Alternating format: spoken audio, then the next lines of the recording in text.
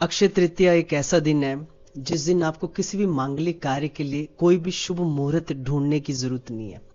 चाहे आपके घर में किसी का जन्मदिन हो, चाहे आपने कोई नया बिजनेस शुरू करना हो, चाहे आपने गृह मुहूर्त करना हो या गृह का निर्माण कराना हो या नींव डालनी हो, कोई भी शुभ कार्य अक्षय तृतीया में किसी ग्रह की, नक्षत्र की, किसी की एडवाइस की अपेक्षा नहीं करता। अक्षय तृतीया का जैसे नाम ही है अक्षय, अक्षय होता है जिसका कभी नाश ना हो। इस दिन आप यकीन करें, कुछ भी अच्छा कार्य आप करेंगे ना, उसका नाश नहीं होगा। जबकि शास्त्र ये कहते हैं क्षीणे पुण्यम, जब आपका पुण्य क्षीण होगा तो आपको स्वर्ग से नीचे गिरा दिया जाएगा। यानी स्वर्ग लोक में, ऊपर के लोकों में भी व्यक्ति तब तक रह सकता है जब तक उसके अच्छे पुण्य हो। पर अक्षय तृतीया में आप कुछ भी अच्छा करेंगे वो अक्षय हो जाएगा, जिसका कभी नाश ही नहीं होगा। इसका ये मतलब है कि जो भी आपको फल मिलेगा वो भी अक्षय हो जाएगा। तो इस दिन दान करने की, इस दिन तपस्या करने की, और सबसे बड़ी बात इस दिन भक्ति करने की बहुत ज्यादा महिमा है। देखिए, सबसे पहले आज हम अक्षय तृतीया की कथा सुनेंगे जो हमारे पुराणों में है। कारण ये कि जिस चीज का हम पालन करते हैं उस चीज की महिमा जरूर सुननी चाहिए। देखिए, महिमा सुनना तो बहुत जरूरी है ना। सबसे पहले हम अक्षय तृतीया की कथा सुनेंगे, उसकी महिमा सुनेंगे। कारण ये, जब भी आप कोई ग्रंथ पढ़ते हैं ना, आपने देखा होगा कभी भी ग्रंथ सीधा प्रारंभ नहीं होता, ग्रंथ की महिमा लिखी होती है। कारण ये कि महिमा सुनने से ग्रंथ पढ़ने में रुचि बढ़ती है। इस प्रकार से अक्षय तृतीया की जो महिमा रूपी कथा है वो हम सुनेंगे। देखिए, शास्त्र में लिखा है, एक ब्राह्मण थे, एक ब्राह्मणी थी। उनकी जो पत्नी थी ब्राह्मणी, बहुत ही पतिव्रता थी और बहुत भक्तिवान थी। पर पूर्व जन्मों के किसी कार्य के अनुसार बड़े गरीब थे, वो निर्धन थे। बहुत कोशिश करने पर भी, दान पुण्य इकट्ठे करने पर भी ब्राह्मण अपने घर का गुजारा बड़ी मुश्किल से करते थे। और इसके ऊपर एक दुख और था, उनके घर में कोई संतान नहीं थी। इस प्रकार से वो अपना जीवन यापन कर रहे थे। एक दिन उनके नगर में वशिष्ठ जी आए और उनकी पत्नी ने कहा, ए जी, हमारे नगर में इतने बड़े वैष्णव साधु आए हैं, आप उनसे जाके मिलें और अपनी इस प्रॉब्लम को उनके साथ डिस्कस करें। गए वो वहां पर। वशिष्ठ जी ने पूछा कैसे होता। उन्होंने कहा, मेरे जीवन में सब कुछ है, दो चीजों की कमी है। एक तो मैं निर्धन बहुत हूं और दूसरा मेरे घर में कोई संतान नहीं है। तो वशिष्ठ जी तो त्रिकालदर्शी हैं। उन्होंने साथ ही साथ आंखें बंद की और ये जान लिया कि पूर्व जन्म में उन्होंने क्या गलत कार्य किया था। उन्होंने कहा, तुम पूर्व जन्म में एक धनी व्यक्ति थे, तुम्हारे पास पैसा था, पर तुम बहुत ज्यादा कृपण थे। अपनी पत्नी को, अपने बच्चों को, उनके लिए भी तुम पर्याप्त साधन उपलब्ध नहीं करवाते थे। किसी चीज की जरूरत हो तो वो भी तुम उनको प्रदान नहीं करते थे, जिस कारण तुम्हें इस जन्म में निर्धनता प्राप्त हुई। और वैशाख मास में तुमने अंत के जो 5 दिन होते हैं, अंतिम 5 दिन उनका व्रत किया था, जिसके कारण, जिसके फलस्वरूप तुम्हें यह ब्राह्मण शरीर मिला, जिसके फलस्वरूप तुम्हारे हृदय की वृत्ति सात्विक है। तब वशिष्ठ जी ने कहा कि ये जो वैशाख की शुक्ल की तृतीया आएगी ना, अक्षय तृतीया, इस तिथि का तुम हृदय से पालन करो, सारे नियमों से पालन करो और वैशाख के 7 दिनों का व्रत रूप से अनुष्ठान करो, तब तुम्हारे जीवन के सारे दुख चले जाएंगे। यहां पे वशिष्ठ जी ने ना अक्षय तृतीया का पालन करने को बोला, पर व्रत रूप से नहीं। कई लोग सोचते हैं कि व्रत करना है। देखिए, व्रत नहीं करना, तिथि पालन करनी है। यानी कि अक्षय तृतीया वाले दिन आपको भगवान का श्रवण कीर्तन, भगवान का स्मरण करना है, ज्यादा से ज्यादा करना है, ग्रंथ अनुशीलन करना है, मंदिर में ठाकुर जी की परिक्रमा करनी है, श्री राधा कृष्ण का अर्चन करना है और बहुत अच्छे अच्छे नैवेद्य बना के उनको अर्पण करने हैं। इस तरीके से आप अक्षय तृतीया के नियम को पालन करके भगवत कृपा को बहुत आसानी से प्राप्त कर सकते हैं। देखिए, अक्षय तृतीया जो है ना, अपने आप में ऐसा दिन है जिस दिन बहुत सारी शुभ तिथियां एक साथ प्रकट है।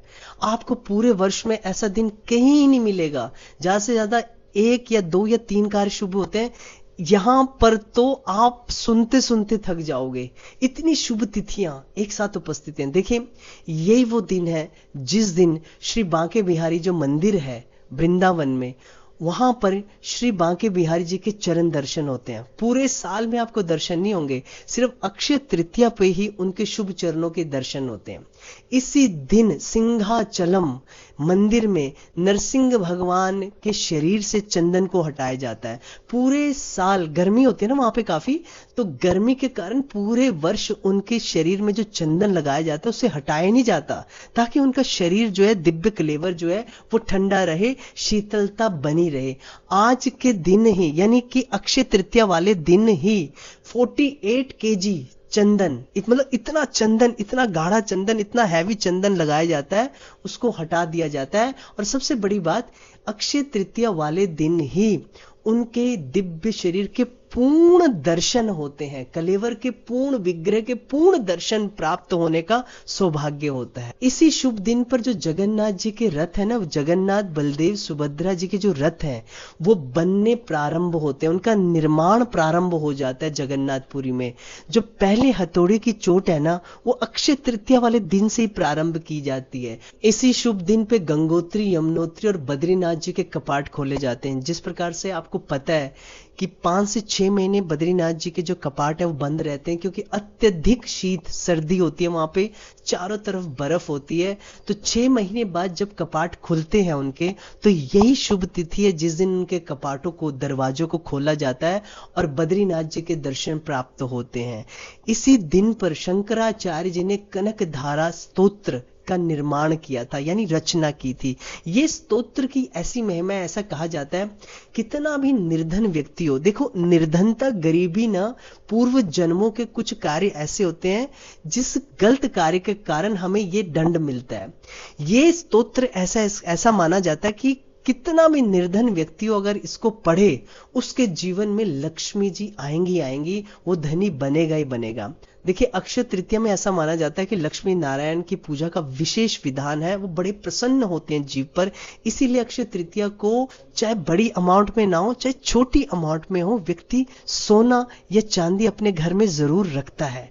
अगर ज्यादा ना खरीद पाए तो छोटा हो, किसी भी परिमाण में हो, अपने घर में लाता है, शुभ माना जाता है इसको। देखिए जैसे सबको पता है कि ब्रह्मा विष्णु महेश, ब्रह्मा जी का जो डिपार्टमेंट है वो इस ब्रह्मांड को बनाना है, विष्णु जी का डिपार्टमेंट इस ब्रह्मांड को मेंटेन करना, चलाना है, और शिव जी का डिपार्टमेंट है कि महाप्रलय में इसको नष्ट करना। इसी शुभ दिन अक्षय तृतीया वाले दिन ही ब्रह्मा जी इस ब्रह्मांड को बनाना, इसका निर्माण प्रारंभ करते हैं। कोई भी युग हो, चाहे सतयुग हो, त्रेता हो, चाहे द्वापर हो या कलयुग हो, अक्षय तृतीया वाले शुभ दिन से ही वो दिन प्रारंभ होता है, यानी वो युग प्रारंभ होता है। देखिए वेद व्यास जी ने जो महाभारत की रचना की ना, जिसमें 1 लाख से भी ज्यादा श्लोक हैं, उस महाभारत को लिखने वाले गणेश जी हैं। इस शुभ तिथि पे ही उसको प्रारंभ किया गया, पर गणेश जी ने स्पष्ट कह दिया था कि अगर मेरा हाथ रुक गया, मैं महाभारत को लिखना छोड़ दूंगा, मेरा हाथ नहीं रुकना चाहिए। इसी कारण आप देखते हो कि महाभारत में बहुत सारे कूट श्लोक हैं। कूट श्लोक होता है जिनको लिखने से पहले बहुत ज्यादा सोचना पड़ता है, जो बड़े गहन होते हैं, जल्दी समझ में नहीं आते। इसी कारण वेद व्यास जी को जिस समय तक वो कूट श्लोकों को सोचते थे गणेश जी, उस समय के अंतराल में और दूसरे श्लोकों का निर्माण कर देते थे, और निर्विघ्न रूप से महाभारत ग्रंथ इस प्रकार संपन्न हुआ। देखिए इसी दिन जो है वो सूर्य देव ने युधिष्ठिर को अक्षय पात्र दिया था। अक्षय पात्र वो पात्र होता है, वो बर्तन था जिसमें भोजन निकलता रहता था, समाप्त नहीं होता था, पर शर्त यह थी जब तक द्रौपदी वो भोजन प्राप्त ना कर ले। द्रौपदी ने अगर खा लिया फिर उससे भोजन नहीं निकलेगा, कारण कि वो वनवास के समय, जंगल में रहते समय उनको भोजन की प्राप्ति में बड़ा कष्ट होता था, जिस कारण वो वैष्णवों की और साधु सेवा नहीं कर पाते थे।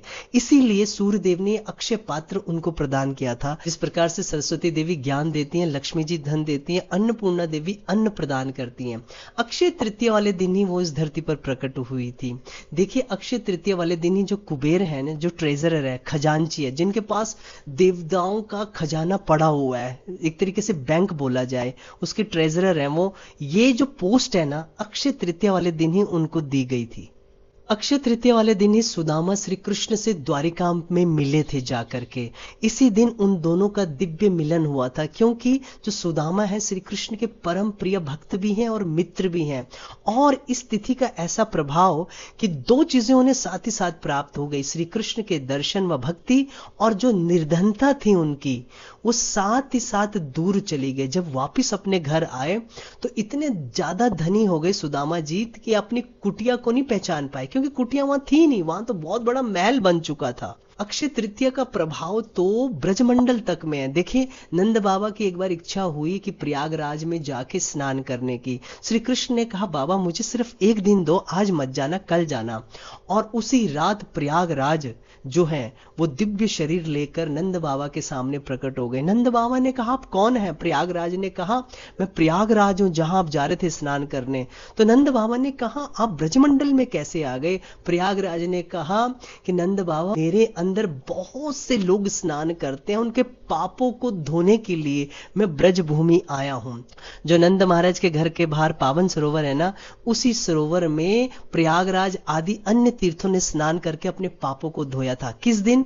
अक्षय तृतीया वाले दिन। देखिए, दो चीजें यहां पर, अक्षय तृतीया की तो इतनी महिमा है, और दूसरा की ब्रजमंडल की कितनी महिमा है कि सारे तीर्थ अपने पापों को धोने के लिए ब्रज भूमि आते हैं।